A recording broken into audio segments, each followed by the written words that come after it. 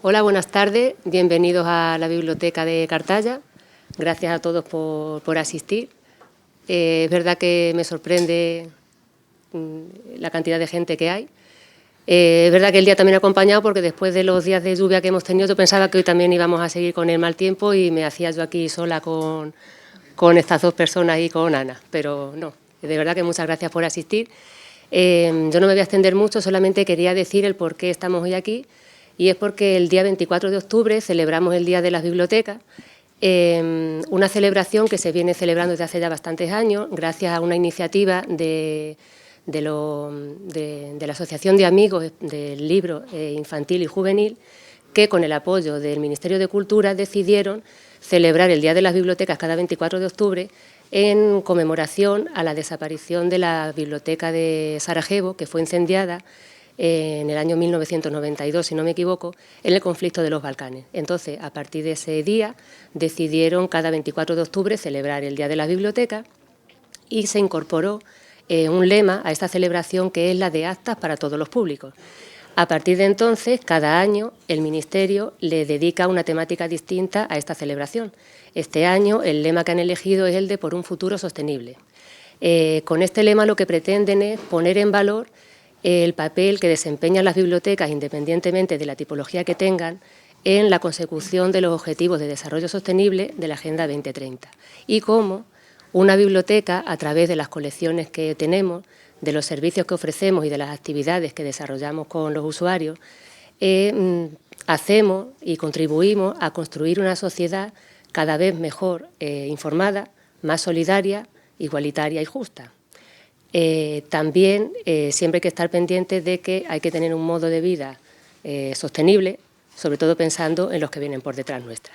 Entonces, con esta introducción de por qué estamos aquí, la biblioteca no ha querido esperar al 24 de octubre, lo hemos adelantado y vamos a empezar hoy con esta celebración, hoy con la presentación de estos libros, y mañana seguiremos con una actividad también muy bonita, que también os invito porque está dedicada a un público familiar, que también podéis asistir si queréis.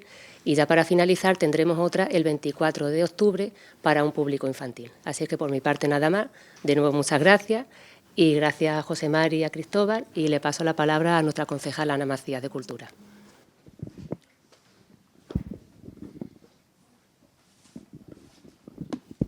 Bueno, muy buenas tardes a todos. Como ha dicho Gemma, soy Ana Macías, la concejala de Cultura. Y bueno, muchísimas gracias. Me alegra mucho ver tantas personas aquí, también lo ha dicho Gemma, para la presentación de estos libros, que también lo ha dicho ella, yo lo reitero, es una actividad que hacemos por lo que se avecina, que es el Día de la Biblioteca. Que, bueno, muchísimas gracias también a ellos. Estoy aquí muy bien acompañada, José María Rodríguez López, que nos va a presentar su libro, es una novela, La tara de las palabras, y Cristóbal Ponce de León, que es un libro de poesía. Tengo que decir que he leído un poquito, bueno, y he visto que el año pasado le dieron un premio por este libro que nos va a presentar hoy, se llama Amante de Teruel, ¿no? El libro, y fue el año pasado, en el año 2023. Y bueno, nada más, yo quiero dar las gracias por que estéis aquí y presentéis el libro y hacerlo aquí en la biblioteca nuestra, aquí en Cartaya. Y nada, poco más que decir. Muchísimas gracias y seguro que vamos a disfrutar muchísimo de la presentación del libro de cada uno de ellos. En un minuto vamos a hacer una presentación cruzada. Cristóbal y yo somos amigos, compañeros de un grupo de teatro leído, que también venimos aquí al Instituto de Rafael Reyes pues desde hace muchos años. Venimos todos los años una vez, y a veces algún año hemos venido dos veces. Este año a lo mejor venimos dos. Este curso. Y bueno, se nos ocurrió esto de hacer una presentación cruzada porque coincidió que yo estaba empezando a presentar mi libro y él el suyo, y dijimos, oye, ¿por qué no, para no tenernos que buscar a alguien que te presente y hacerle el compromiso, porque esto es un rollo, vas quemando los amigos, pues dijimos, mira, vamos los dos, yo te presento a ti y tú me presentas a mí, un invento que no hemos hecho y por eso estamos aquí, ¿eh? En primer lugar, yo quiero agradeceros, bueno, primero agradecer al Ayuntamiento y a la biblioteca que nos acojáis aquí. Y bueno, ahí veía yo el lema que esto tan bonito que tenéis ahí puesto, ¿no? Para pensar, para soñar, para crecer. Y sobre todo, a mí el que me gusta es lo de pasarlo bien, ¿no? Porque yo creo que en todo hay que pasarlo bien. Porque la vida se acaba y qué mejor pasarlo bien que con la lectura, ¿no? Yo tengo una anécdota muy bonita porque también nosotros vamos a la prisión de Huelva a hacer el teatro y allí he tenido yo un grupo de lectura y iba yo también a reunirme con ellos cuando leían el libro que habían leído, ¿no? Y un día leyó un hombre un libro mío, un preso, leyó un libro mío y habían leído un libro mío y entonces cuando me reuní con ellos me dijo él, mire, perdona, le voy a decir, o sea, se levantó y habló del libro, ¿no? Ellos hacen unos análisis súper, vamos, un análisis que no soy capaz de hacerlo yo del libro, lo del gluten entero, ¿no? Tienen mucho tiempo y hablan mucho entre ellos, yo qué sé. Bueno, lo cierto es que me dijo una cosa que me impresionó, ¿no? Y que me dijo, dice, mire usted, llevaba en la cárcel un montón de años. Yo no sé por qué, porque allí no se pregunta eso, ¿no? Y llevaba un montón de años. Y me dijo, mire usted, me ha gustado mucho leer su libro porque yo no había leído ningún libro hasta ahora. Entero nunca había leído. Y he leído su libro entero. Dice, y además he visto cómo es la vida afuera. Porque la vida afuera no sé cómo es, ¿no? Y sé más por los libros que por la... Y es una cosa muy bonita, ¿no? El que alguien te diga que puede conocer la vida por una cosa que tú has escrito, ¿no? Bueno, pues por eso nosotros estamos muy orgullosos de estar aquí y muy contentos de estar con vosotros, ¿no? Yo voy a empezar a presentaros a mi compañero Cristóbal. Su libro se llama Fragmentos, Fragmentos, y es como decía Ana, pues ha recibido el premio, un premio importante en el 62 certamen internacional de poesía de Amantes de Teruel, claro, en 2023, ¿no? Y es un premio bastante importante, ¿no? Aunque él, que es muy tímido y muy callado, él no lo presume, pero yo presumo de él, porque es mi amigo y tiene este premio, ¿no? Cristóbal nació en Huelva en el 68, par de años más que yo, menos que yo, pero vamos. Y en el seno de una familia trabajadora, que aquí están sus padres, que son fans nuestros, y por donde vamos ellos vienen. Entonces, eso, por lo menos tenemos asegurado 2 personas siempre. Y eso es importante, nos tenemos asegurados 2, ¿no? Y desde muy joven empezó a escribir. Empezó a escribir quizá potenciado porque también le gustaba mucho leer poesía. Él me dice que la influencia de Miguel Hernández y de Pablo Neruda fueron esenciales en su formación como escritor, ¿no? Que lo marcaron de niño y que seguramente también echan sus raíces ahora de mayor, ¿no? Estudió en el Instituto Alto Conquero, en Huelva, y allí él me ha contado muchas cosas, pero yo quiero ser breve. Yo sé muchas cosas de que allí en el instituto y en las clases de filosofía donde él, digamos, despertó al razonamiento, a pensar en lo que era y en lo que iba a hacer, ¿no? Y decía que se encontró con su verdadero yo, ¿no?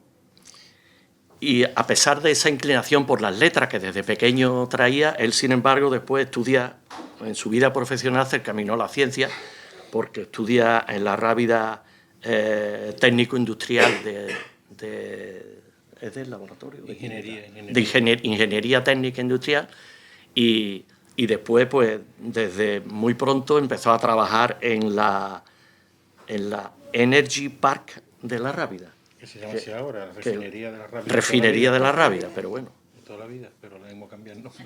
Bueno, y yo diría, resumiendo y utilizando unas palabras de Antonio Machado que a todos suenan, ¿no?, que para mí y para todos los que lo conocemos, y aquí también veo algunas personas que lo conocen muy bien, Cristóbal es, en el buen sentido de la palabra, bueno. Cristóbal es un hombre bueno, y eso es así, y yo lo afirmo y lo reitero, ¿no? Y para mí es lo más destacable de él, ¿no?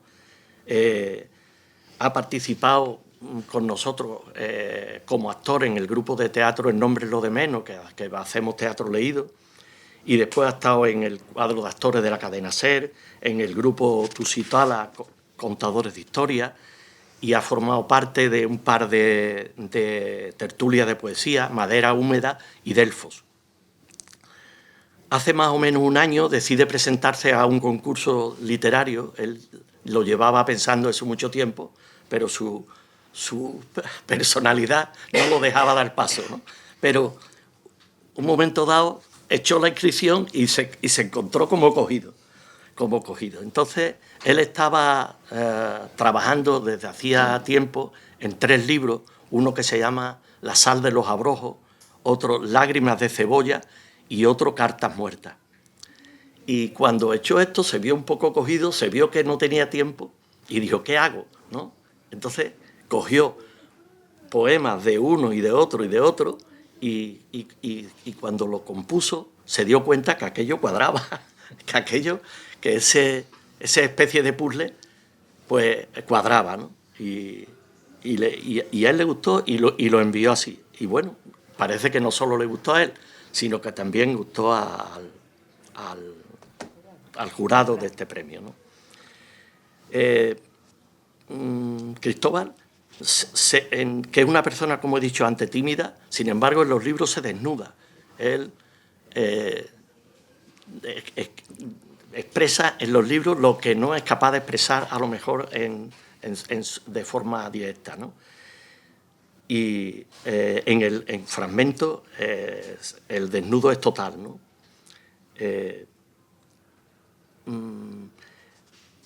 Cada poema del libro te conduce a un instante determinado, ¿no? A un exiguo intervalo entre tiempo y espacio, y el solo hecho de extraer esas introspecciones en un verso, un solo verso que merezca la pena, parece una proeza y una pérdida de tiempo, pero un tiempo bien invertido. Leerlo, lograrlo como él lo logra, o morir en el intento, es el trabajo, el verdadero trabajo de nuestro poeta, de nuestro Cristóbal, ¿no? Puede ser que la clave para escribir un libro como Fragmento radique en ser lo más honesto posible, como lo somos todos seguramente, ¿no? Pero por escrito cuesta más trabajo, lo digo, ¿no?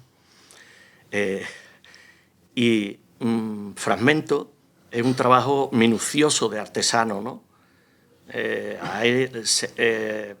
Con un gran amor al oficio y una gran paciencia, Cristóbal deja hacer el tiempo, escribe la cosa y vuelve de nuevo a lo que ha escrito, y a veces incluso obsesivamente, porque intenta reducir esos versos, meter la palabra justa, como decía Juan Ramón, ¿no?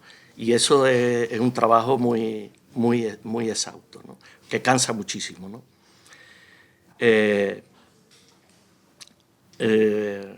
Hay muchas, yo tengo aquí recogido algunas cosas que se han dicho del libro. Una poeta, Araceli Fernández, dice, un poemario que duele.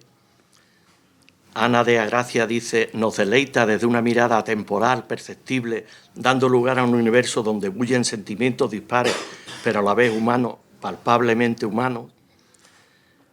Ramón Romero dice, si ayer cuando terminé la primera lectura quedó en mis labios el sabor dulce a una sensación maravillosa en mi interior, hoy, al acabar la segunda, queda un sentimiento de satisfacción y de goce. para no ser muy pesado y que esto sea entre dentro de lo que queremos que sea el tiempo, para que ellos, además, el público que pueda hacer las preguntas que quiera, voy a intentar hacer unas cuantas preguntas y tú nos contestas como quieras, ¿no? Tú hasta ahora habías escrito poemas en poemas en verso, ¿no? Y ahora, de pronto, escribes en prosa poética. ¿Cómo has hecho ese cambio? ¿Cómo se puede hacer ese cambio? Que para mí me parece fascinante. El cambio, en realidad, es simplemente cambiar el molde. Pero no cambia el molde, pero no cambia lo de dentro. Esencialmente lo de dentro no cambia, cambia solamente el molde. Entonces, escribir en prosa es escribir en un molde diferente. Pero quizás al hacerlo me sentí muy cómodo. Entonces, en esa comodidad que me estaba dando no preocuparme dónde escanciar el verso, dónde romperlo, dónde me quitó ese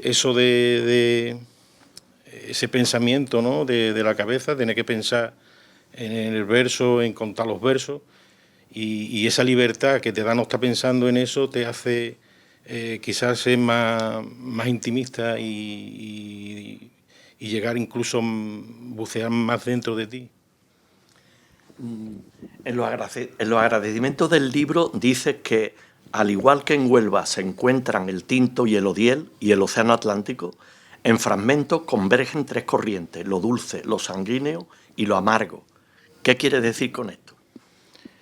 Bueno, quiero decir que el libro se llama Fragmentos porque son en realidad poemas de tres libros diferentes que luego van encajando poco a poco, aunque cuando tú lees el libro hay dos partes bien diferenciadas. Empieza siendo un libro de amor, del primer amor, digamos, de cuando tú tienes 14, 15 años, 16, y te trasladas a ese periodo, y luego vas ascendiendo digamos que pasas por la adolescencia, pasas por la primera etapa de madurez y entonces el libro va cambiando, se va haciendo como la vida y como los desengaños que nos van sucediendo a lo largo de la vida más amargo. Empieza siendo dulce, pero termina siendo bastante amargo. Así no vendemos libros, ¿eh? Así no vendemos libros. Siempre termina siendo muy amargo. Bueno, Ángel Poli, que es un poeta al que yo sé que tú admiras, dice en el prólogo del poemario, dice que Fragmentos sorprende por su renovada energía, que su lectura nos lleva a un auténtico zarandeo de fiesta y de vida. ¿A dónde quiere llevar a los lectores que se enfrentan a su lectura? ¿Qué nos quieres transmitir? Bueno, yo quiero llevarlo, quiero trasladarlo a eso que yo he vivido, porque creo que lo que transitamos en realidad son lugares comunes. Entonces todos hemos pasado de alguna manera por lo que yo he escrito en este poemario, y de alguna manera creo que es sencillo identificarte con los poemas. Diferentes etapas, diferentes lecturas, pero te puedes identificar con ellos perfectamente. Yo creo que Fragmentos, que como todos los libros empieza en una página y termina en la última, pero sin embargo este libro, para mí, que se puede leer de dos maneras. Se puede leer así, desde la primera hasta la última, o se puede leer, creo que son 91 páginas, se puede leer así, o se puede leer primero las páginas impares y después las páginas pares, para mi gusto. Yo lo he hecho, lo he probado, y he cogido las páginas impares y he ido solo leyendo las páginas impares. Y también te transmite otra cosa diferente que... ¿Tú cómo ves esa posibilidad, Cristóbal, que el libro es tuyo? Sí, el libro tiene poemas en prosa cortos, la mayoría de los poemas son cortos, pero vienen precedidos en la página anterior siempre, de un verso corto que más bien parece un aforismo. Entonces tú puedes leerte la parte que son los aforismos y puedes leerte después la otra parte. Entonces es como si hubiera en realidad dos libros en uno. Bueno, pues a lo mejor querías tú leernos algún trozo. Es lo que me encantaría. Porque los poetas lo que quieren es leer. No lo vamos a leer entero, pues si no, no lo vendemos. No. Bueno, voy a leeros algunos versos de este libro, a ver si realmente consigo transmitiros lo que yo he intentado cuando lo he escrito. Este poema, por ejemplo, es un lugar muy común nuestro, que es, por ejemplo, la playa de los Enhebrales. Y me traslado a una época, 16, 17 años.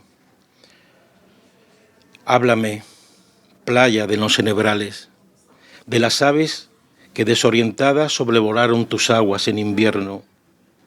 Háblame de los nervios en la espera, de sus ojos agua esmeralda, de mi sudor anegando las feraces vegas de sus manos, de la felicidad sin prejuicios, de su íntima gloria terrenal, de ese resabio secreto y amargo que deja los tímidos decoros de la inocencia en las vísceras del alma. Permíteme sentirla por última vez a través de aquel invariable aroma, alada de milurgia en cada poro, mi cabeza apoyada en su vientre.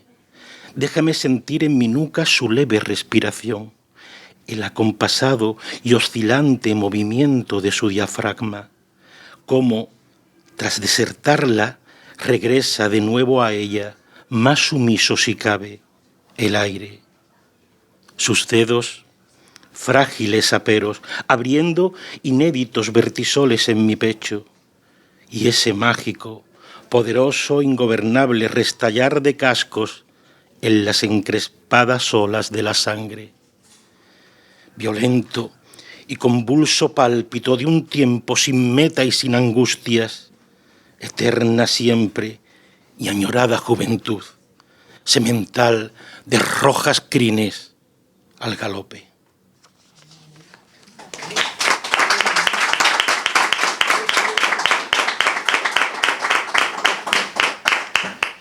Siempre que escribo un libro, es mi tercer libro, empecé tarde, llevaba mucho escrito, pero la verdad que dar ese paso pues siempre cuesta mucho. Cuesta mucho, e incluso una vez dado te queda siempre la duda de si estarás o no estarás a la altura de tus lectores. Entonces siempre en todos mis libros hago un poema más o menos autobiográfico, siempre me salen poemas autobiográficos, me salen poemas metapoéticos, hablando de la propia poesía, de la propia creación. Este es autobiográfico. Nunca tuve grandes sueños, solo un plan de huida, el mapa mudo de un presente, la imperiosa necesidad de abrirme hueco en otros mundos. Quería ser diferente, un hombre sin complejos, todo corazón y agallas, y vivir todas las vidas que me fueran posible en un solo, indivisible y dilatado sueño. Me bastaba con aprender algo nuevo cada día, con ganarme el pan y mi derecho a ser feliz sin hacerle daño a nadie, siempre desde el respeto y desde un pudor a ser posibles recíprocos. Y necesitaba hacerlo sin alzar la voz, sin gritar una palabra más alta que otra, aceptando mis infinitas limitaciones, sin mirar jamás a nadie por encima de mis frágiles clavículas, amando en cierto modo a mis enemigos, con la misma benevolencia con la que abraza el almendro recién en flor al sol de enero.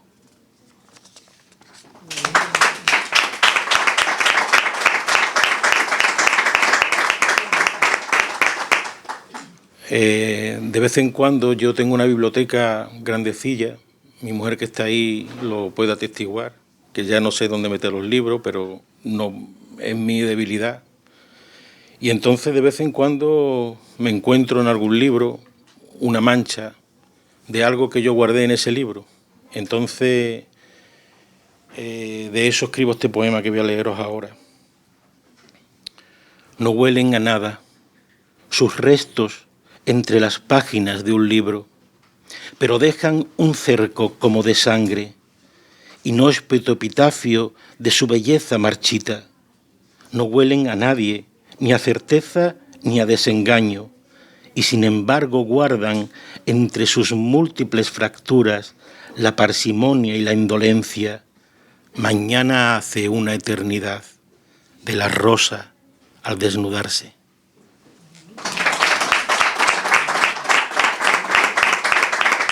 ¿Cómo voy de tiempo? ¿Muy bien? Está bien. Te voy a dejar otro y ya está. Vale. Bueno, hablando de eso, tú estás escribiendo y al mismo tiempo estás pensando en lo que en esa creación, ¿no? En por qué escribes o cómo escriben, qué significa lo que estás escribiendo, cómo llegas, y este poema va un poco de eso, ¿no? Va de cómo tú eres capaz de trasladar un sentimiento al papel y en realidad la duda de si lo llegas a trasladar o no, ¿no? Una vez solidificado, en nada se parece el basalto de la palabra a ese magma incandescente y viscoso del sentimiento. Nada tiene que ver en apariencia lo que se quiere o se desea expresar frente a lo que finalmente se escribe, ni con la entropía, ni con la génesis en la que esa emoción se manifiesta. Me da miedo ser juzgado en esos dos planos, en el poético y en el de la vida. Magma y roca, aun siendo la misma materia, no se parecen en nada. Quería hacer una pregunta para ir cambiando. Darle paso, que Ana se tiene que ir. Voy a... Ah, vale.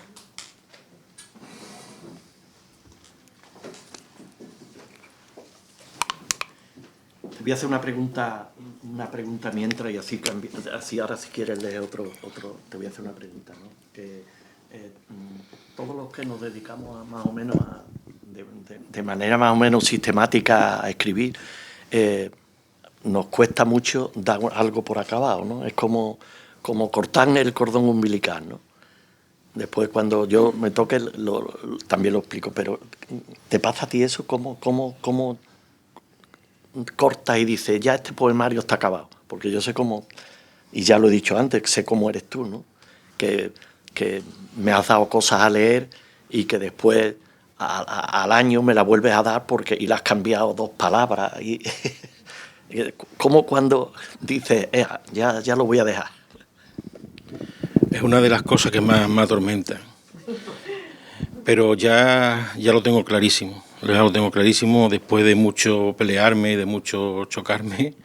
Lo tengo clarísimo. No se acaba nunca. No se acaba nunca.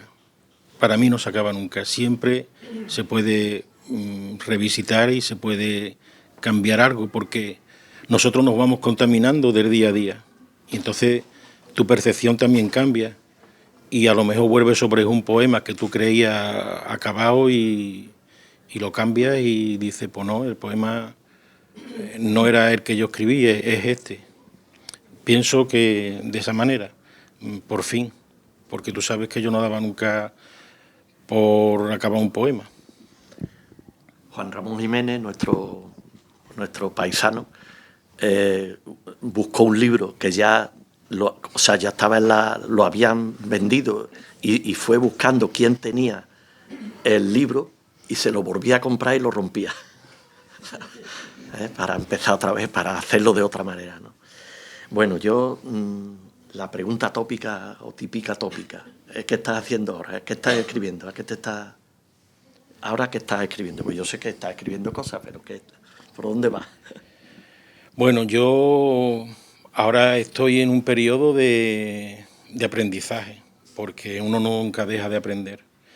Entonces, a través de unos compañeros poetas, pues estoy dando un curso con un poeta bastante bueno, un curso de escritura, digamos, de poesía. y estoy súper contento porque estoy aprendiendo una barbaridad. Y entonces me estoy notando esa contaminación de este gran poeta y lo estoy notando esa contaminación y ahora mismo pues estoy en un periodo de decir, no me atrevo a... Pero como no puedo dejar de escribir ningún día, pues voy a ir anotando mis ideas y de ahí surgirá algo, ya veremos. Pues yo para terminar esta primera parte, yo voy a leer un trozo de él, que le he pedido permiso para leerlo, que me gusta mucho, del libro este, un trocito, un texto que me gusta. Es un texto que me remite de alguna manera me remite a García Lorca. Me suena un poco a García Lorca, ¿no? Pues sí, me suena. Y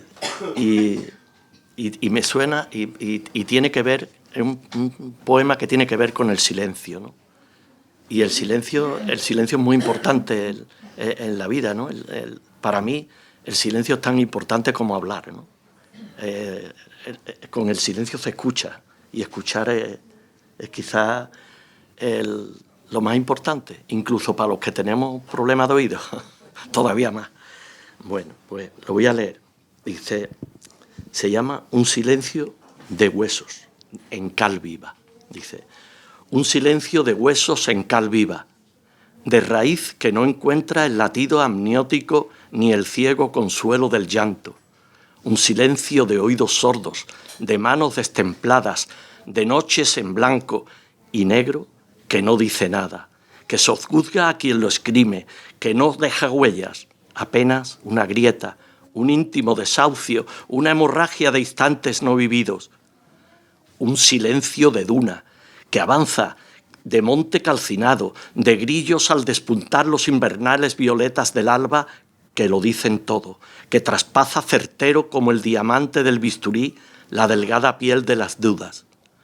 Un silencio disuasorio, de plomo por dentro, de escorpión ahogado en agua bendita, que estigmatiza a quien lo sufre, capaz de transformar las esplendentes hogueras de la ensoñación en esperpénticos tentáculos de humo.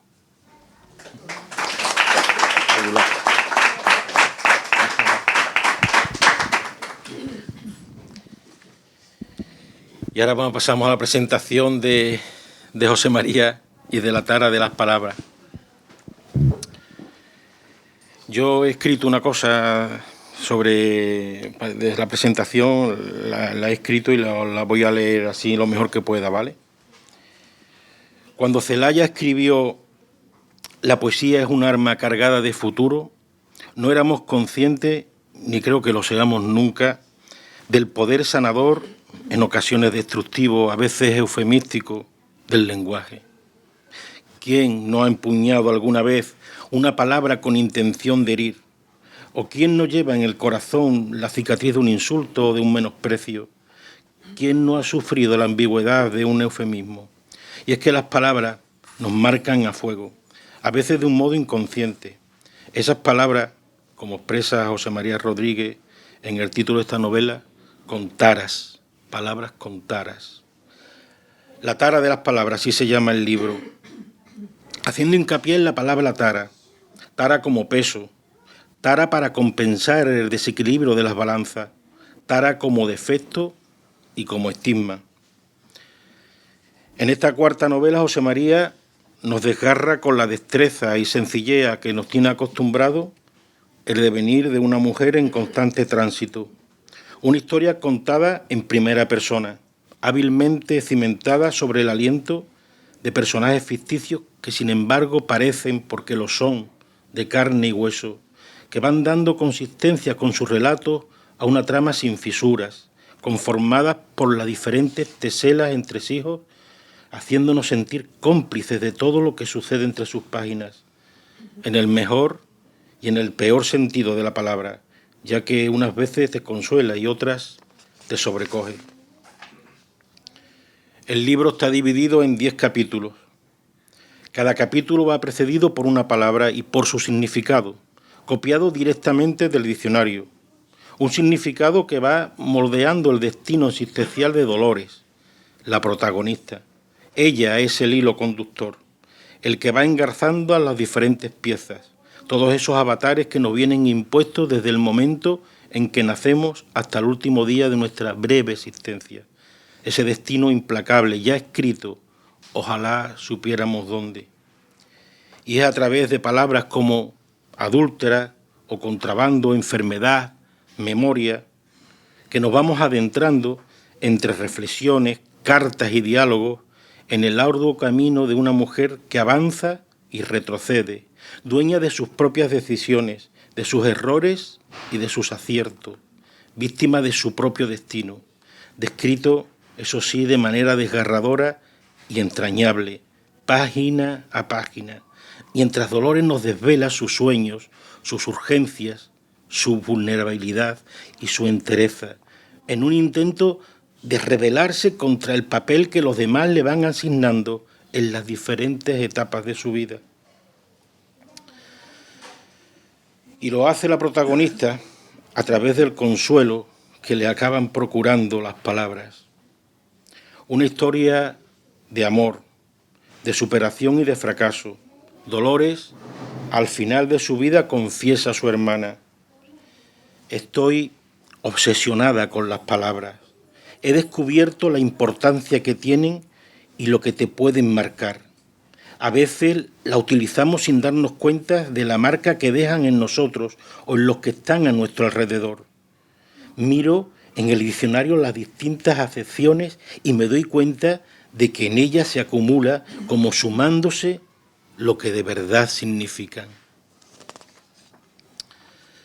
Se percibe en el libro un intenso trabajo de campo que nos ayuda a situarnos en ese mapa del tiempo y de la historia, que nos ayuda a entender la odisea de la protagonista, inmersos en la guerra y en la posguerra, exiliados de sus tierras y de sus vidas, de sus raíces.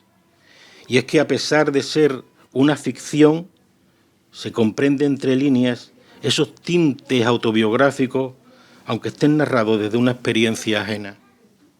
Cobra protagonismo la lucha íntima y secreta de la mujer, desde siempre hasta nuestros días, una lucha de largo aliento, apenas comenzada. En definitiva, una historia de amor a contracorriente, de resiliencia frente a las irremediables circunstancias personales, un viaje interior del autor a través de sus personajes y de su propia experiencia vital. Y yo he preparado también unas preguntillas para José María. Se las voy cambiando para que no...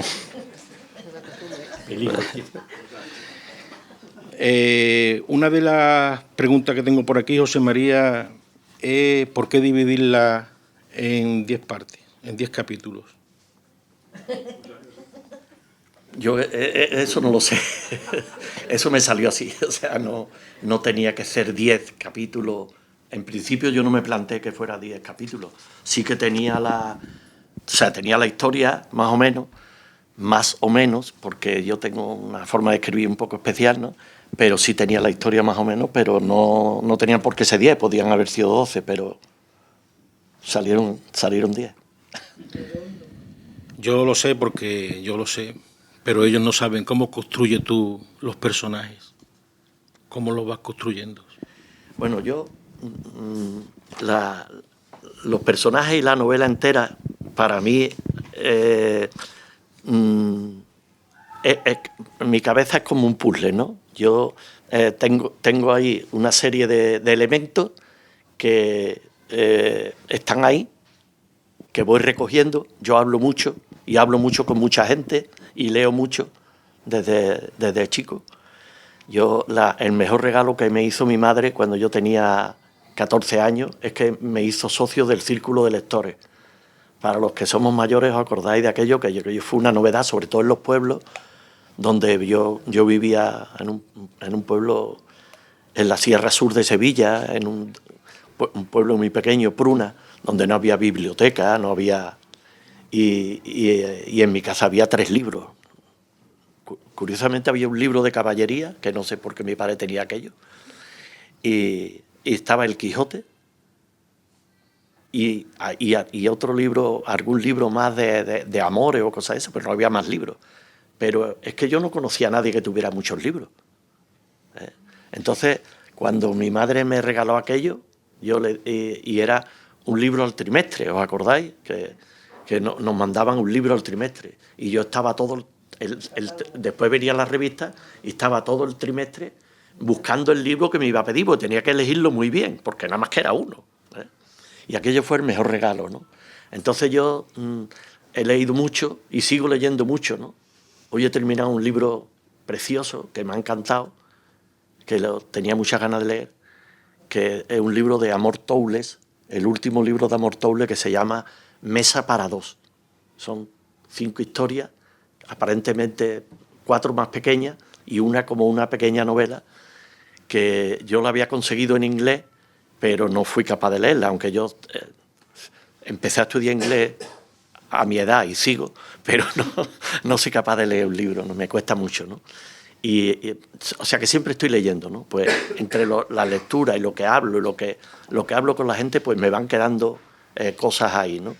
Y entonces tengo ahí en la cabeza todas esas, y cuando me pongo a escribir una novela, pues las voy sacando y encajando y trato de encajarla lo mejor posible, ¿no?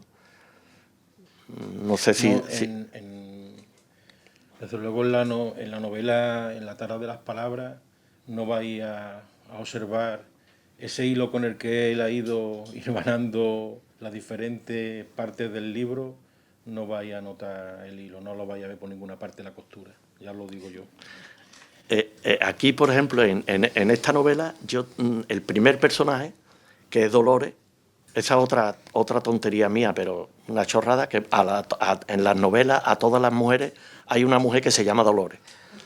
O 3, y llevo 3, porque yo no sé, la mujer que me crió a mí es una niñera que tuvo mi madre por unas circunstancias familiares, pues metió una muchacha que era una muchacha cuando entró en mi casa y se murió en mi casa, la pobre, de mayor, ¿no? De Alzheimer, ¿no? Y ella se llamaba Dolores, y yo, pues no sé por qué, siempre que voy a poner nombre pongo Dolores. Entonces esta Dolores de la tara de las palabras fue ese personaje en la playa, un día sentado en el Portil, hace 30 años o 40, pues con una compañera de latín, una compañera profesora de latín, nos sentábamos todos los días los dos, y un día me contó la historia de una hermana suya, que su padre la había denunciado por adúltera. Su padre era guardia civil y era un hombre con una mentalidad muy recta, muy eso, y la denunció por adúltera, porque ella se fue con un hombre casado y él la denunció y tal, y huyó a Portugal y pasó el Guadiana a nado. Entonces ese personaje lo tenía yo aquí, tenía yo que ponerlo en una novela. Y después esa era una pieza del puzzle, pues yo he ido buscando otras piezas, ¿no? Esta novela es un poco una novela de amor, hay aunque parezca mentira, hay una novela de amor ahí, un poco hay una historia de amor, y el otro, que se llama Ignacio, también un nombre que utilizo, pues no sé por qué. Este Ignacio, pues viene de otro lado completamente diferente. A mí me lo comenta una amiga, y yo empiezo a investigar que en los años 50, los años 60, cuando empiezan las comisiones obreras y estas cosas en el País Vasco, en Asturias y en el norte sobre todo, que empezó, ¿no? Pues a los cabecillas, los que la policía detectaba como que eran las personas que movían aquello, los desterraban. Una forma que utilizaban de castigo era que los desterraban desde a Andalucía o a otras partes de España, pero sobre todo a Andalucía. Y además era una forma barata y fácil de hacer justicia, ¿no? Porque se quitaban a un elemento que movía allí en la fábrica o donde sea, movía a los demás, y además lo mandaban aquí por ejemplo, en este caso, este personaje, que yo me he inventado el resto, pero este personaje existió y fue un vasco que mandaron a Azufre aquí a la sierra, lo mandaron desterrado y lo mandaban ahí y él se tenía que buscar la vida y la comida o se buscaba trabajo o la familia le pagaba la pensión, ¿no? Entonces, una persona me habló de la existencia de ese personaje y yo investigué y entonces encontré que no era uno, que habían venido más gente en ese momento aquí, a la Sierra de Almería, incluso encontré también algún caso en la Sierra Norte de Sevilla, en Constantina, y en fin, bueno, ya tenía 2 personajes y hay más, ¿no? Pero no voy a reventar la novela entera, ¿no? Pero hay otro personaje que también es curioso cómo me lo saqué, porque a mí me gusta mucho ir a Portugal a comer en general me gusta mucho Portugal. Debo tener un ascendiente portugués por ahí, ¿no? Y descubrimos, mi hijo y yo descubrimos en Santana de Camba, no sé si conocéis ese pueblecito, un pueblecito que está ahí por Pomarao, un poquito más arriba de Pomarao, hay un pueblecito que se llama Santana de Camba y allí hay un bar que se llama El Andaluz. El Andaluz. Y ponen un cocido, que a mí es que el cocido me encanta, y ponen allí un cocido que está buenísimo. Total, que un día voy y casi frente del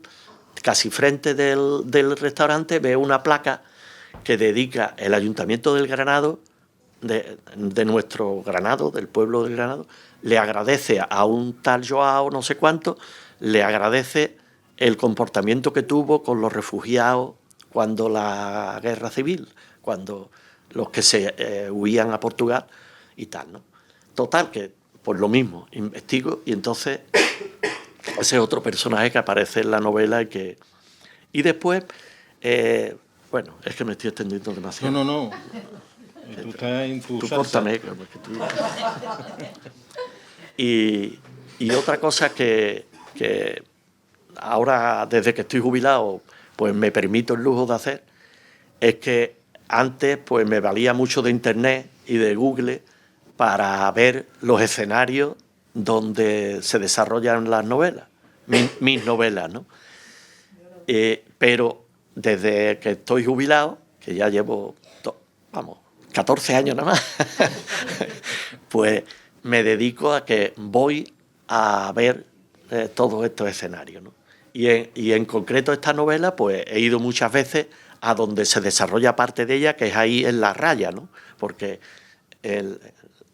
la parte de Pomarao y ahí hay el sendero del Guadiana y frente, ahí estás viendo Portugal, y ahí había una casita y ahí me imagino yo una de las partes de la novela se desarrolla ahí. Y hay un cuartel de Cañaveral que está en este lado, ¿no? Toda esa parte claro, como soy un falseador de la realidad, porque los escritores lo que hacemos es falsear la realidad, pues acorto las distancias y eso para que mis personajes puedan ir andando a los sitios, pero está todo eso, lo he pateado, incluso en bicicleta y todo, lo he pateado todos esos caminos desde Mina Isabel hasta Puerto La Laja, toda esa parte la he pateado andando y en bicicleta muchas veces, porque después cuando me siento a escribir me vienen mejor las cosas, ¿no? Los olores, los colores, ¿no? Es igual que la novela que tú vas a leer, la mía que tú me has dicho que vas a leer, que se desarrolla en Marruecos, pues me fui 5 o 6 veces a Marruecos. Eso mejor que buscarlo por internet. Claro, pero no, además con gente de allí, no. Y ahora estoy intentando, recopilando información para otra cosa y este año pasado pues me he ido a Chile, ahora he estado 17 días en Francia, pero estoy trabajando para la novela. Bueno, no sigo porque si no me enrollo. Antes no hay aquí personas que conocen a José María, pero otras personas que no. Entonces yo tengo aquí brevemente José María Rodríguez nació en Pruna, en Sevilla, vive en Huelva desde 1967, donde trabajó primero de maestro, después de orientador y más tarde como profesor universitario, hasta su jubilación, hace 14 años. Ha publicado varios relatos, entre ellos El adivinador de sueños, El gato, El círculo mágico, El diario de Juan Marioneta, que está ahí al lado del mostrador, que lo he visto antes, y es casi todos a beneficio de la Asociación para Familiares de Enfermos del Alzheimer, ¿vale? Lleva 4 novelas publicadas. La primera novela que publicó en 2015 es Navaja, después publicó en 2016 En Bosqueda, que yo cogí para uno de mis poemas de mi segundo libro. Esa En Bosqueda va en uno de mis versos. Con otra cara es el libro que le estaba comentando, y este que nos tiene aquí hoy, que es La tara de las palabras, ¿vale? José María fue miembro del mítico grupo de teatro La Garrocha. Ha adaptado para el teatro infantil numerosos cuentos clásicos. Desde que inauguramos nuestro grupo de teatro leído, El nombre es lo de menos, no os podéis imaginar lo de textos que nos ha preparado y la de lecturas que hemos hecho. Y poco más, ¿vale? Para que por lo menos supierais un poquito de su biografía, que no dije antes nada. ¿Y qué te apetece, José María? ¿Te apetece leer? Voy a hacer un anuncio. El mes que viene vamos a hacer aquí, en la biblioteca esta, vamos a hacer un teatro leído sobre Miguel Delibes, que vamos a venir, que lo hemos hecho ya en el instituto, pero ahora vamos a venir a hacerlo para los mayores. Sí. Bueno, que quería... Si quieres leemos un trocito. O eso, que te apetece leer un poco de alguno. Voy a explicar una cosa que para los que lo lean el libro se van a encontrar aquí al principio, que dice, hay unas palabras y dice: yo siempre estuve allí donde los demás querían que estuviese, pero con todo el desatino lo que yo quería era perderme. Eso es de Juan Carlos Romero, de un compositor onubense que cuando yo tenía este puzzle que os estaba diciendo en la cabeza, ¿no? Como tengo ahora el otro, ahora estoy con otro liado, ¿no? Pero cuando tenía que estaba ahí, que no sabía cómo empezar y tal, pues fui al concierto de presentación de un disco de este hombre que lo cantó Pepe Roca, lo cantaba Pepe Roca, y que estuvo en Harcha, y después mucha gente, Carmen Linares, mucha gente, ¿no? Y entonces hubo una canción que cantaban Pepe Roca y Carmen Linares. El disco se llama Río de Rostros, y es un disco precioso, pero de esos discos que están ahí que desgraciadamente hay tanta producción que no es un libro precioso, ¿no? Y una de las canciones, pues el estribillo era este, ¿no? Este de que yo os he dicho, ¿no? Que yo no me atrevo a cantarlo, ¿no? Vamos, yo sí me atrevo, pero no me... Dice, yo siempre estuve allí donde los demás querían que estuviese, pero con todo el desatino lo que yo quería era perderme. Y yo me vine de Huelva, como vivo en el Portillo, me vine solo y me quedé con el estribillo y lo venía cantando por el camino. Y aquello me desencadenó la novela, porque dije, esto es lo que yo quiero escribir. Esto es, mi Dolores va a estar siempre donde realmente no quiere estar, porque ella quiere estar en otro sitio, ¿no? Y de ahí pasan algunas cosas que yo tenía en la cabeza que quería poner en la novela, ¿no? Es que me extiendo mucho. No, perfecto. Que casi que la vas a contar. No, por eso no quiero. No, es que hay otro par de piezas que yo metí en la novela, que yo quería meter y que la metí. Tú que la has leído, no sé si con acierto o no, pero una es el tema de los cuidados, de cuidar a una persona cuando no se quiere cuidar. Que yo he sido cuidador, pero yo quería cuidarlo. Pero en los grupos en el Alzheimer, en la asociación de Alzheimer con la cual yo he colaborado muchísimos años, pues hacíamos unos grupos terapéuticos en el que los cuidadores íbamos allí y nos ayudábamos uno a otro, ¿no? Y a mí me ponía los vellos como escarpias, como dicen, ¿no? Que cuando alguien te decía, yo estoy cuidando a mi marido, pero es lo último que yo quería haber hecho. Porque mi marido me pegaba, porque mi marido me maltrataba, y ahora tiene Alzheimer y lo tengo que estar cuidando y limpiándole el culo, ¿no? Y eso a mí eran cosas que se me quedó, ¿no? Y era otra de las piezas que yo quería meter, el de los cuidados, pero cuidar a alguien al quien no se quiere cuidar. Que era muy duro, eso tiene que ser muy duro, ¿no? Y entonces yo me di traza de meter a Dolores en ese trance, ¿no? Sí. Y el otro, fijaros que es que no sé dónde tengo, es que he perdido los papeles, yo tenía ahí, es que, bueno, es igual. No, que iba a leer un trocito de eso, ¿no? Y después había otro, no lo tengo aquí, no sé qué he hecho. Y es que aquí me cuesta mucho trabajo encontrarlo, ya he perdido. He puesto tantas marcas que ya no me acuerdo de dónde. Y otro tema que yo quería meter es el tema de la drogadicción, ¿no? De cómo gente que entra en la droga, sobre todo en la época en que se desarrolla esta novela, que se desarrolla entre los años 60, 70, ¿no? Que empieza el tema de la droga, del caballo, de tanta gente que murió.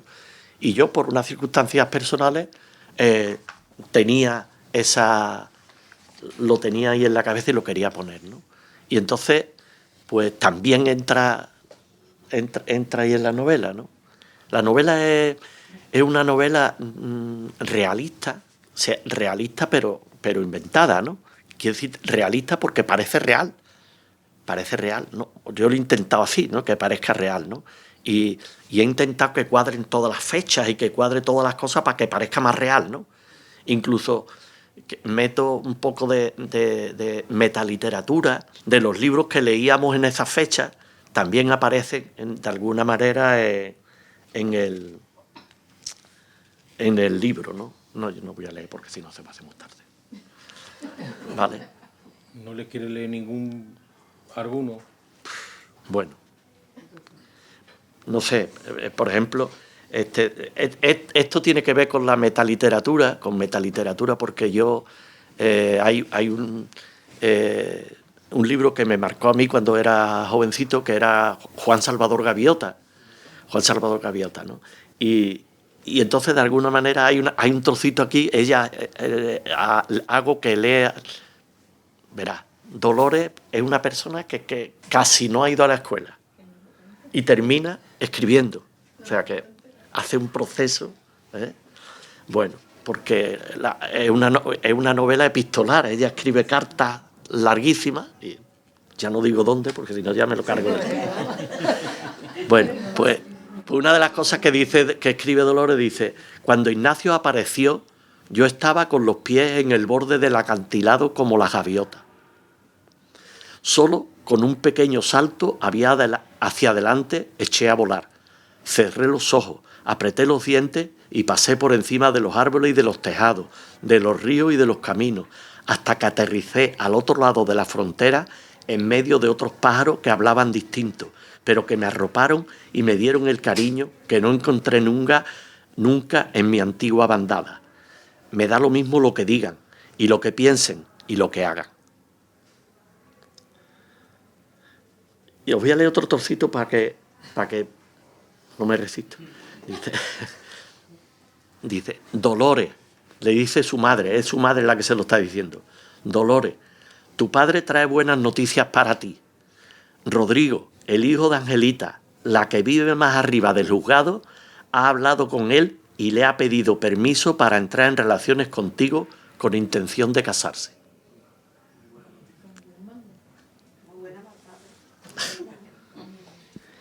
Y a eso de los cuidados que os decía, el último, palabrita, dice, padre, aquí estoy. Esta es ella la que habla con el padre. Dice, padre, aquí estoy. Ya sé que sabe quién soy, aunque lo disimule. Ahora que estamos los dos solos, me gustaría decirle algo para dejar las cosas claras desde el principio.